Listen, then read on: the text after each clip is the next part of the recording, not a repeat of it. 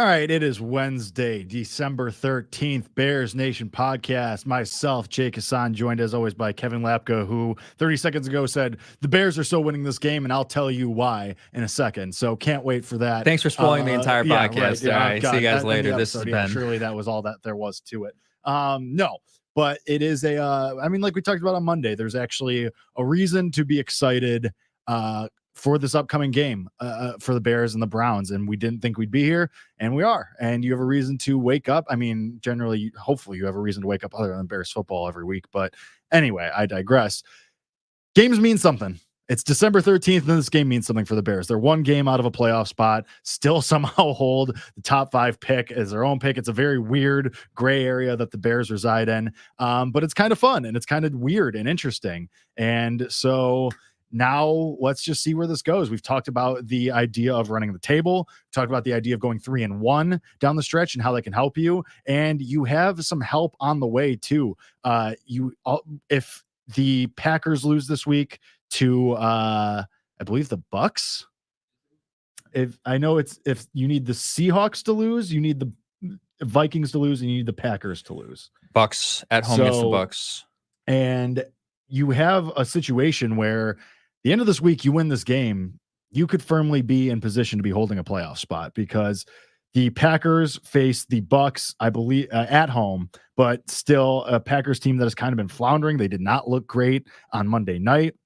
And then you have the Seahawks, who are playing the Eagles at home, which the Eagles haven't looked great, but you could argue that they're due for a bounce back at some point in that same vein. So there's a potential, win, not actually a win for you, but for you there. And then the Bengals, the Vikings play the Bengals in Cincinnati with Jake Browning playing really, really well the last couple of weeks. And the Vikings once again going through quarterback controversy and turmoil. So with Josh Dobbs getting benched and now not starting anymore. So you're in a position. The Browns defense, scary. They have been a top defensive unit all year, but they are starting Joe Flacco, and they will be mixing in Dorian Thompson-Robinson. So if the Bears continue to play well, I think this is going to be a rock fight type of game, just because of you're going against the top defense and your defense has been playing well. So I feel like this game's going to be lower scoring, like a 21-14, 17-10 type of situation.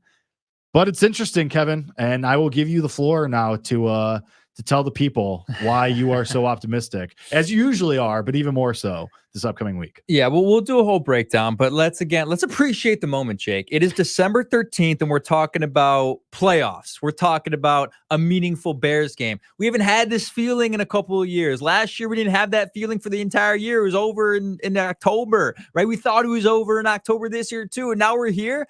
I'm happy. I'm excited. Now, is there a chance to come in here on Monday and it's like crap? Like it's over, right? Like this is why you have to appreciate this, because if they lose, now there is a chance they could lose and still get in. There's 100% a chance that they could get an 8-9. Yeah, we talked about 3-1. Right. There's a chance that happens, but you really, as Bears fans, you have to embrace the next 4 days. Yep. Get as excited as you can, because if they lose, you're not going to feel this way again, even though there is the chance. This is your Super Bowl. Get excited, get amped up, and boy, do the Bears have an opportunity, because it feels like every time I check my phone, Jake, every 5 minutes, a different Browns player is going on IR. Yeah. Like literally 10 minutes ago, Grant Delpit, starting safety, great player we talked about the Bears potentially drafting a couple years ago. I think I had him mocked to the Bears on IR.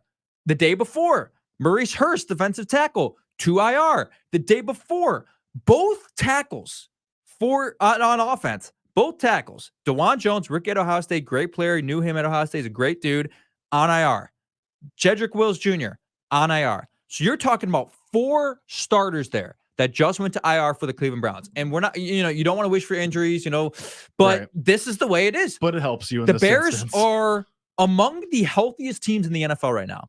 Traditionally, it feels like the Bears at this point are always banged up. They don't have last couple years, guys on IR, not healthy. Eddie Jackson's healthy on December 13th. When was this is a miracle. This is a miracle. So, injuries don't tell the whole story. Sure. But that's where you start with this game, is at the very moment, you have the healthier team, you have the better quarterback, they have the better coach, but with the injuries that the Cleveland Browns have sustained, you again, and I said this last week, I thought the Bears, and maybe it could have been hindsight. I said it because they beat the Lions. I think they have a more talented roster than the Detroit Lions. I just think the Detroit Lions have a little bit more experience winning potentially with Jared Goff, who's been to the Super Bowl, and definitely a better coach. That's the guy who is up there for Coach of the Year. Sure. But at this moment, the Chicago Bears have a more talented roster than the Cleveland Browns. They have the better quarterback. They will be on the road, but the expectation is that you win this game. I know the Browns are 8-5, and they got a top 3 defense in the NFL. And I have yet to check the line. This is stupid of me. I believe the Browns are favored. Are they really? That is, I could be wrong. I will that is surprising after all the injuries. But I will say the expectation is that you should win this game, in my opinion. We'll break it down, but relish in this moment, Bears Browns fans. favored by 3 at the moment. 3? Well, they're at home as well. So it's just the home field advantage in that game. But I'm excited.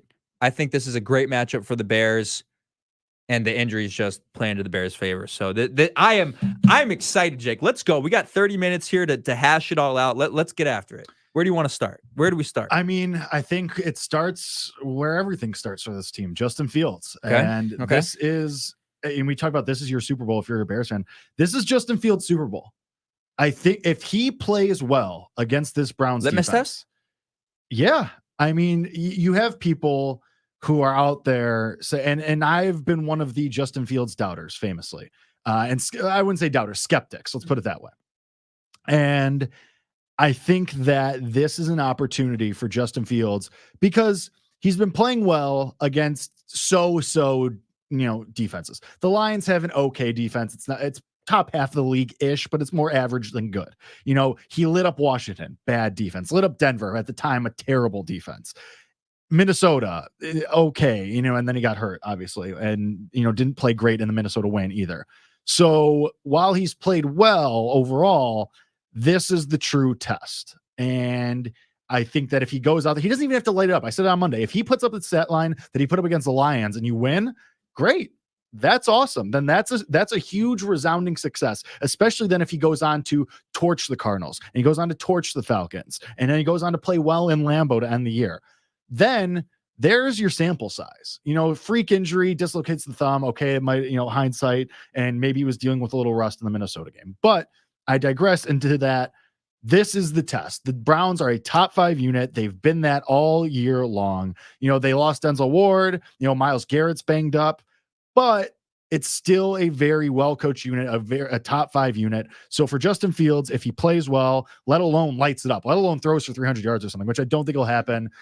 Cold day in Cleveland. I think they're going to try and pound the ball. But that's the litmus test. That's the Super Bowl for Justin Fields. Yeah, and it's where we talk about the Browns being so formidable, but you look at the past couple of games that they've played, and the quarterback statistics against them. Trevor Lawrence, I don't know why he played last week. I don't want to attribute his 3 all running through his veins. Yeah, that's exactly why. I don't want to attribute his 3 interceptions to an ankle injury, but he had 257 yards and 3 touchdowns. He did have the 3 interceptions, but a good day in the air. Evan Ingram had 11 receptions, 95 yards, 2 touchdowns. We said Cole Kmet's right in that same range as Evan Ingram as a tight end in this league. And then in the week before, when the Browns got destroyed by the Rams, Matthew Stafford, 279 yards, 3 touchdowns. Puka Nacua is out there getting 104 yards and a touchdown. Like, we've talked about this Browns defense as impossible to pass on and impossible to run on. And here we are, the past couple of weeks, they've looked mediocre at best, I guess you could say. So the opportunity is there. Now, I'm not trying to set the expectations high for Justin Fields necessarily, because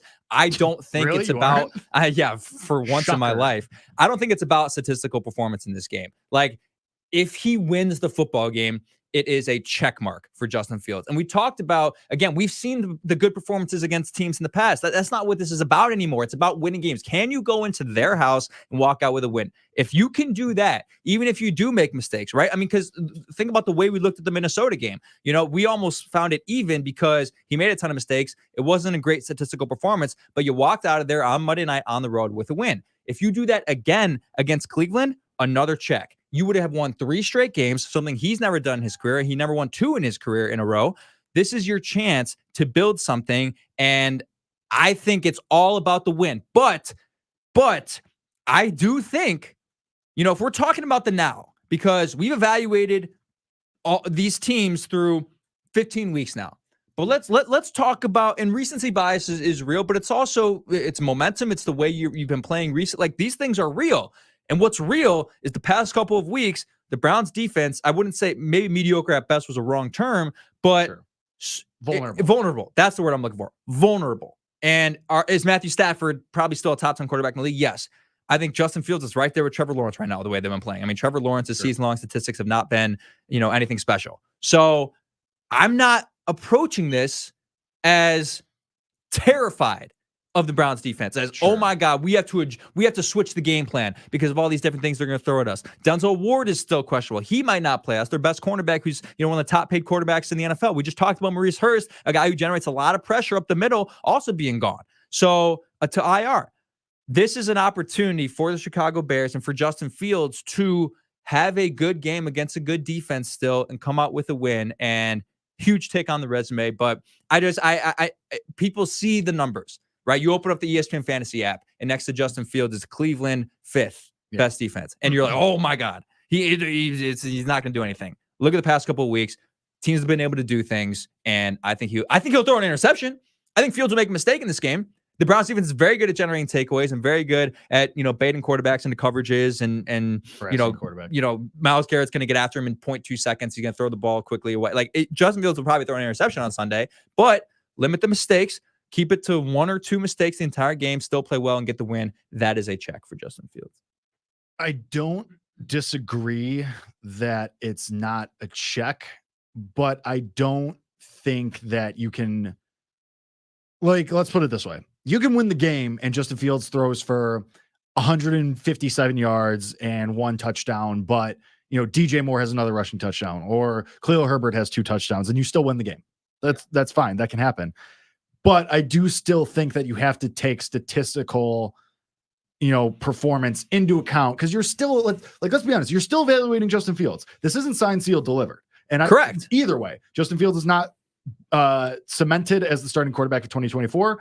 Caleb Williams is not cemented as the guy you're taking, or Drake May, whatever. You're not cemented as taking quarterback number 1 overall. I think it still matters what the stat sheet says for Justin Fields at the end of the day. I think he still has to have and let me be clear. If he throws for 157 yards and 1 touchdown on 17 pass attempts, then that's fine. You'll take that. Okay. Then clearly your game plan was you're rushing the ball, or maybe the defense has a couple takeaways and you don't you'll flip the field and you're able to get some short field touchdowns. So maybe the game plan doesn't call for a lot of Justin Fields throwing. I still think that though, even if you win the game, statistical performance does still matter in this instance, because you're still evaluating Justin Fields. You're still trying to figure out if he's the guy. I know you and a lot of our listeners think that he definitely is the guy, and I still lean more towards that way after his last couple of performances, but it's not over. There's still 4 games left. So, and this is still a litmus test. So while I agree with the general point you're making that you go on the road, you win in enough place, that's the biggest thing. Yes, definitely, for sure. But statistical performance still matters, because you still have to figure out if this is your guy next year. But what's weighted more when you're evaluating that? The win or the statistical performance? What's weighted more? And again, we can go on and on and on about context wins. Matters. I don't think that Justin Fields' record as a starter should be a large reason why the Bears would move on from him. But definitely, if I'm thinking how the Bears front office is thinking, and we talked about the confetti test, and we talked about can they see Justin Fields being the quarterback of the future? They would like to see him walk into Cleveland and come out with a win no matter what happens, under any circumstances. And we talked about the fact that winning fixes everything. Even if you do have a bad stat line, it's going to appear better because you won the game. Now, if he has a game-winning drive. But it's all statistical performance matters more if they lose, because if they lose and he has a bad game, then it all crashes down. But if they lose and he has a good game, you can start to spin the same narratives we've been spinning the first 3 years. Right. What happened? Was the play calling bad? Did the defense let him down for the first time in a while? Right? You can start to think about those narratives if he plays well. So that's what I'm saying. It really comes down to win or loss in this game. But and he could have a bad game and lead a game-winning drive, and that's all anybody remembers. Exactly right. So we'll have to see how it breaks down. Let's go to the other side of the field here. Let's go to the Cleveland Browns, because I just think I don't understand the narrative around the Cleveland Browns right now. And I think Browns fans themselves, I got a ton of Browns fans, friends who are Browns fans from Ohio, right? I went to Ohio State. A lot of people there are Browns fans. And I think they've tricked themselves into thinking like Joe Flacco can win them a playoff game. I think they've tricked themselves into believing that. The way he's been playing, you can't but let's completely throw that out the window. Let's talk about this. All right. So let's talk about the offensive line before Jedrick Wills and DeJuan Jones, two of their starting tackles, went to IR. 28th in QB hits allowed, 28th in QB pressures allowed, 24th in sacks allowed. And now you lose the two guys on the end who have to, one of them is going to have to stop Montez Sweat, a guy who's playing the best football of his career. And yeah, Yannick Ngakoue today went to IR with a broken ankle. Didn't see that happen on Sunday. Yep. But that's a tough loss. But the way Yannick Ngakoue's been playing, it doesn't crumble your defense. Sure. All right. Yep. Give opportunities to Marcus Walker, Rasheem Green. We'll see what they can do. Maybe they'll sign Terrell Lewis back, a guy who had a great training camp. But this is not a good Browns offensive line statistically. And now you lose these two guys. Joe Flacco, I mean, this is a 38-year-old dude. If Montez Sweat, second play of the game, drills Joe Flacco into the ground, this guy didn't play football for 3 years. He didn't get hit for 3 years. If he gets drilled into the ground on a cold day in Cleveland in that grass, an outdoor stadium, first play of the game, he's not going to be the same player for the rest for the rest of the game. I can guarantee you that. So I seeing ghosts, and I think the Bears. He's been fine against the blitz, but I think the Bears are going to dial some things up early and say, dude, we're gonna pummel you. We're gonna put you on the ground. Even if you do get the ball out, we're gonna push you, make sure we don't get roughing the passer. But this will be a litmus test for Matt Eberflus too, because can he notice and identify these weaknesses that the Browns are dealing with and game plan for that? Can he I think this will be a good test for Eberflus too, because it's like, okay, we can see these things. We can see what the Browns are dealing with and what you should do, how you should attack those. Can he? So if Matt Eberflus does that and is dialing up blitzes right away out the gate and is trying to get after Joe Flacco because he knows that the Browns are vulnerable on the offensive line, I'll be very happy with that. But anyway, continue. No, I'm with you. I mean, I just think now you have, again, the way Joe Flacco has been perceived the past couple of weeks, and his career resume does him a hell of a lot of favors, right? Sure. As a guy who's won a Super Bowl, and people can always go back to that and say, well, he's won a Super. You're not talking about Jake Browning, who has never played in the NFL before. But when you talk about Joe Flacco, you say, well, maybe he's still got some of that magic in him. He's won a Super Bowl. Yeah. Was he the MVP of the Super Bowl? I want to say he wasn't. I'm not sure. But anyway, right? He's been there before. He's done it. He's been in the league a long time. But let's look at these last two games, because again, I still think people perceive the Browns as like a top 10 football team in the league. Oh, the way they're playing. MVP. He was MVP. Yeah, I guess that makes sense. I don't know. Jacoby Jones, I think, would have been the only other option. Did he return a kick in that game? He did. I believe he did. So Jacoby Jones snubbed for MVP in that game. Nonetheless, 2 weeks ago, this same Browns team, I believe at home as well, lost 36-19 to the Los Angeles Rams. 36-19. His first game. Game, sure. But fine statistical game. Joe Flacco had, I think he had like 280 yards. He had an interception and touchdown. So, he's serviceable. So then, that's a 24th, that's a 22nd ranked pass defense in the NFL and the Rams. So then he plays Jacksonville, the 30th ranked pass defense in the NFL, and he kind of carves them up a little bit, right? A couple touchdowns, still throws an interception, but the 30th ranked pass defense in the NFL for a guy who's been around, they had a good game plan for him. All right, all things are jolly and great. And you barely sneak past him after throwing after intercepting Trevor Lawrence 3 times. You only win the game by 4 after winning the turnover margin by that much. That is rare. We talked about with the Bears against the Lions the first time. It's rare to lose a game in which you dominate the turnover margin. Sure. And the Browns came in and they beat the Jaguars 31-27 despite winning the turnover battle, but they almost should have lost it. So you're getting to this point now where, okay, 2 pretty easy pass defenses. Now you play statistically a top 5 pass defense in the NFL, a pass defense that since signing Montez Sweat has gotten the second most takeaways in the NFL, right? They're generating a hell of a lot of pressure, and they're I think they're allowing the 5th least yards per game since signing Montez Sweat, and I believe the 5th, and they're 9th in points per game allowed. So this is a good Bears defense. We talked about this. How many quarterbacks this year? This has been an insane year for quarterback injuries, right? It's like every week guys are going to IR. Yeah. And at the same time, every week this backup comes in and he does something magical. Hell, we saw it with Tyson Bagent, right? Yeah, It's happening every week. Jake Browning, Tyson Bagent, Josh Dobbs. So what happens? These guys come in for a couple weeks. They bait the entire fan base in the league into thinking they're good again. And then once teams have Jake Browning might be good. Jake Browning, okay, maybe. We'll see. But maybe you can make that argument. But once teams have a couple 2 to 3 games of film on that player in this specific offense, it comes crashing down and burning. And that's exactly what's going to happen on Sunday. The Bears have 2 games of film now with Joe Flacco in this Kevin Stefanski offense, understanding exactly what they want to do, a one-dimensional offense where they're going to try to run the ball against one of the top 3 rush defenses in the NFL and the Bears, and the Flacco experience is going to crash down and burn. That is what I see happening in this game. He's thrown an interception in both games. I think he's going to crumble. I think this Browns offense is going to crumble. They don't have playmakers aside from David Njoku, and Amari Cooper is a shell of himself. And is he even active? I feel like Amari Cooper's been injured. But yeah, I don't think so. This is just, I mean, do you kind of see what I'm saying here with the Flacco experience? The magic is going to run out. Yeah, I mean, you're right. You're absolutely right about, we've seen this where quarterbacks have a run, people start talking about them 2 or 3 games, and then it all comes crashing down. I hope that doesn't happen to Jake Browning, because if CJ Stroud's going to be out, I need him to take my fantasy team to the championship. I digress. And I'm going to be honest, my heart is torn here, because I may have bet Joe Flacco comeback player of the year at a big price before it came crashing down to 20. So, you know, I personally would like Joe Flacco to have a good game, but the Bears to still win. That would be very helpful for me. I realize that I'll probably only get one of those things. But no, you're right. And like you said, I mean, Joe Flacco was auditioning for TV. Like he was actively calling NFL Network and ESPN, be like, hey, can I get a desk job here? Can I be on TV and be an analyst for you guys?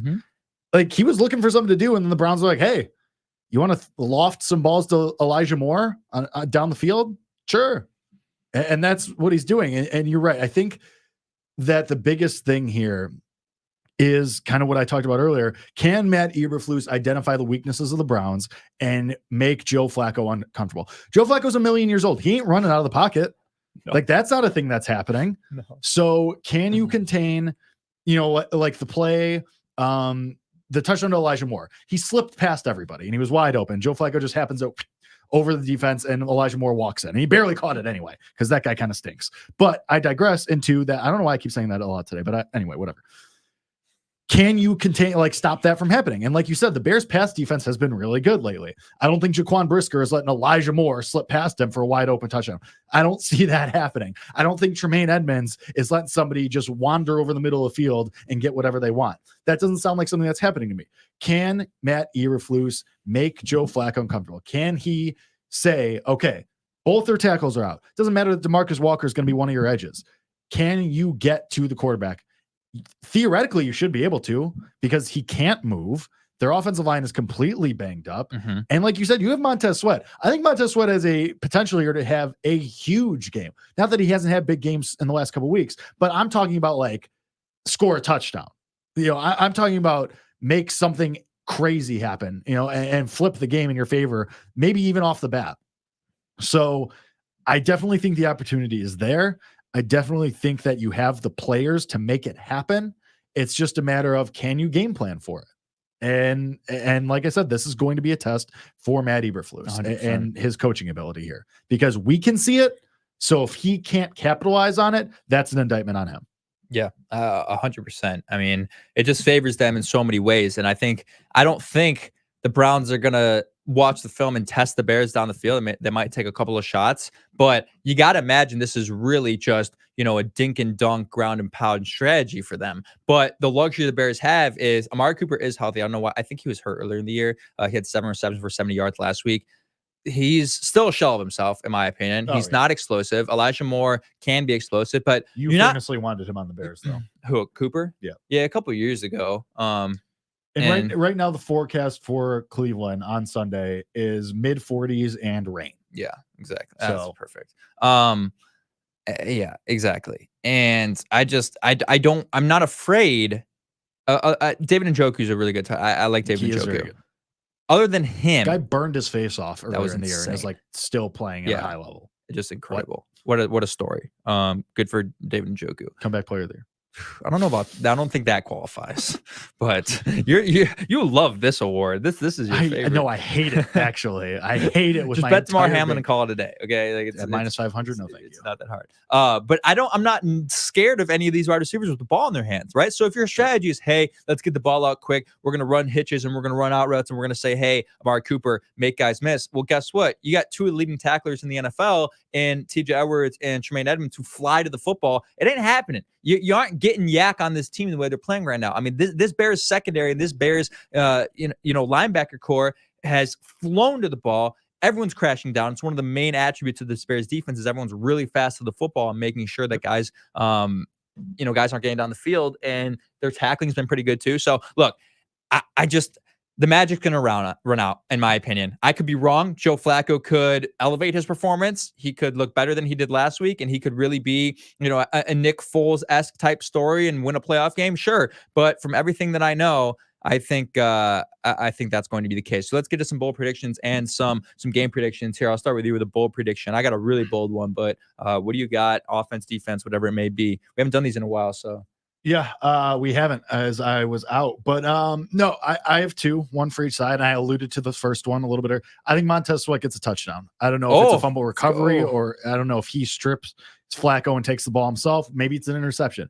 I think Sweat has a huge game. I'll even add to that. I think Sweat has 2 sacks and a touchdown.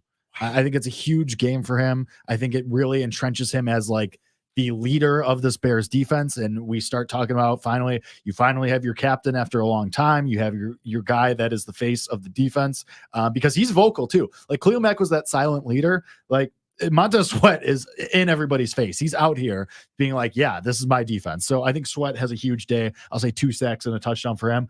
And I don't know how bold this is, but I'm going to say that Fields takes care of the football. Okay. For a second straight week, no turnovers. Okay. I'm going to say, you said you think he throws an interception. I'm going to say no turnovers for Fields again. That's another thing in the evaluation of Justin Fields for 2024 that we need to see.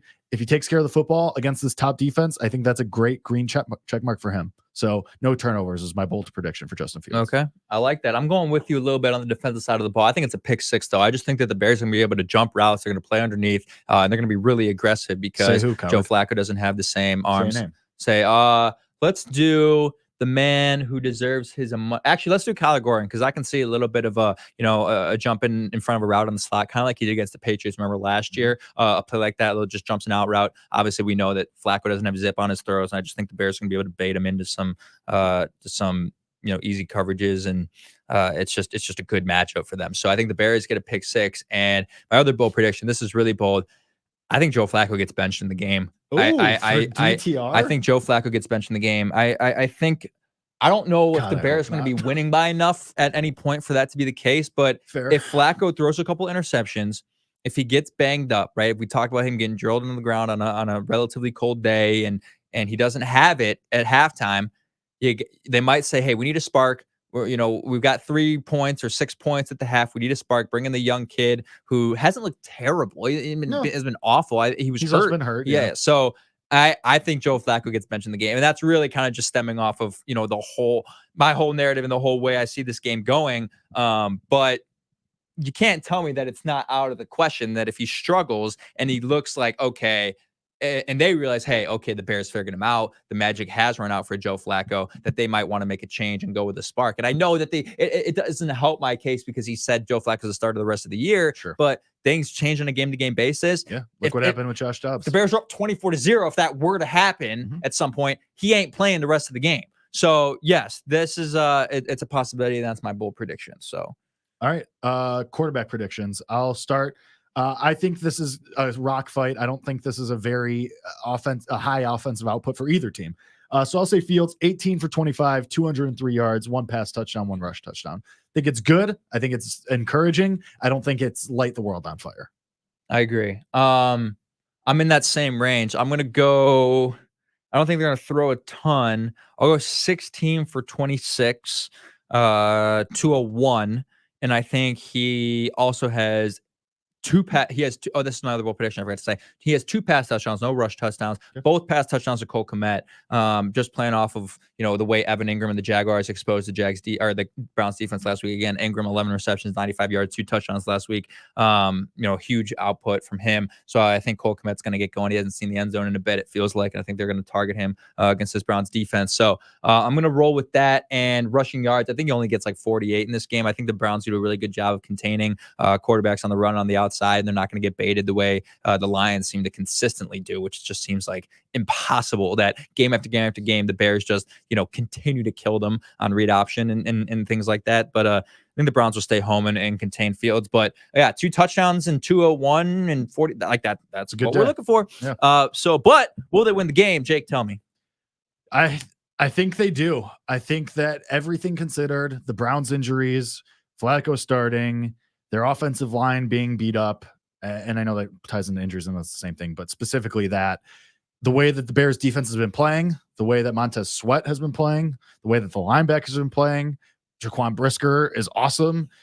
And, I have optimism that this offense can do just enough to get you a win. And so I'm going to say that the Bears do win this game. I think it's ugly. I think it's more than a touchdown, though. I think they win 20-10. Wow. More than a touchdown, 20-10. So we're going the Bears alt line -10. Yeah. But we get a hell of a price on -9.5. that. I'm with you. Just like the way this game is going to be, I think it's going to be sort of that rock fight, sort of a rock fight that we've seen. I do think, though, I think the Bears are going to get into the end zone. I think we were joking around about in the studio, we were about like Carlos Santos getting 5 field goals in the game. The Bears winning like 15-6 or something like that. I think the Bears will punch it in. I think they won't take advantage of some opportunities. They're either going to, be a 3 and out or touchdown on a drive-to-drive basis. So I think they will kick 1 field goal, but I'm going to go 24-16 Bears win. I just don't have any faith in the Browns getting in the end zone. So I think they're going to kick 3 field goals and maybe get in, once on a methodical drive or something late in the game. But I think this is going to be a game controlled by the Bears. Again, I think they're going to get after Joe Flacco early and really make him hurt from the start and see if he can sustain that at his age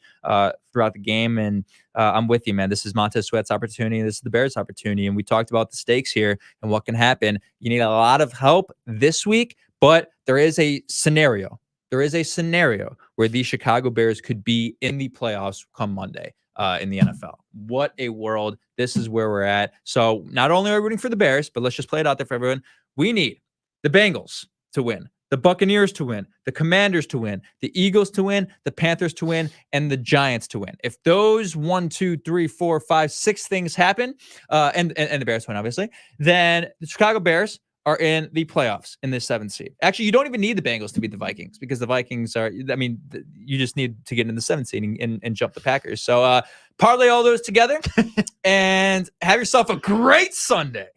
I don't know how confident I am in the Panthers winning any games the rest of the year. They got to win one, but right? The sentiment remains that it's possible.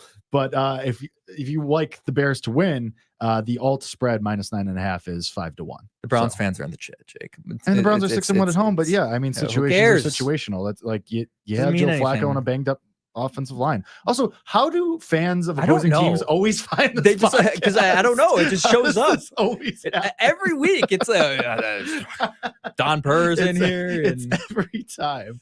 That's hilarious. Appreciate the comment from the Browns fan, regardless. That's fair. The Browns are 6-1 at home, but it's you have Flacco on a banged up offensive line in a game that's a rock fight and a Bears team that's playing well, playing better. So it could be we could be wrong, could totally be wrong, but it's just this is a Bears podcast, famously, so that's why we're predicting this. But this has been Bears Nation Podcast. We'll be back on Monday to break down the game. Maybe we're talking about the Bears in a playoff spot. Who knows? But regardless, we'll break it all down, what we saw, what we didn't see, our hopes and dreams going forward for this team. So join us for that. Until then, for myself, for Kevin, this has been Bears Nation Podcast. We'll see you Monday. And as always, bear down.